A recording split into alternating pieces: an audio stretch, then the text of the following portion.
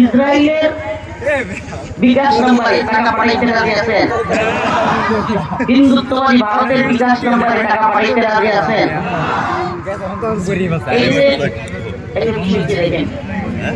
BJP বলে দেশের জনগণের সাপোর্ট ছাড়া, স্বতঃস্ফূর্ত অংশগ্রহণ ছাড়া কোন জাতি বিজয়ী হতে পারবে না। আমার খুব ভালো লাগছে একটা ছবি দেখে, ভিডিও দেখে, মাশাআল্লাহ দাওয়াতটা লইয়া বিজেপির পিছনে গিয়ে বসে গেছে। এইটা তো লড়া দরকার। রাষ্ট্রীয় বাহিনীতে যারা থাকবে তারাই শুধুমাত্র বিপদে দুর্দিনে সীমান্তে যাবে, তারাই বাধা দিবে, বিষয়টা এমন নয়। বরং রাষ্ট্রীয় বাহিনীর মধ্যে অনেকে গাদ্দারি করতে পারে, অসম্ভব না, অনেকে গাদ্দারি করতে পারে, কিন্তু আপনার আমার দ্বীন ঈমান ভূখণ্ড রক্ষা করার দায়িত্ব আমার আপনার আমাদের সবার।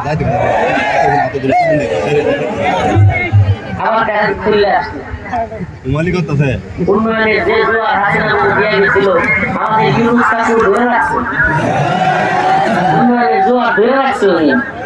খালি ব্যাট বাড়তেছে, ট্যাক্স বাড়তেছে। হ্যাঁ, ওনারা এক একজন সবক খালি উন্নয়ন উন্নয়ন।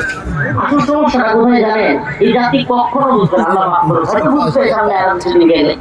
কোরআন সুন্নাহ ব্যতীত শান্তি মুক্তি কামিয়াবি আসবে না।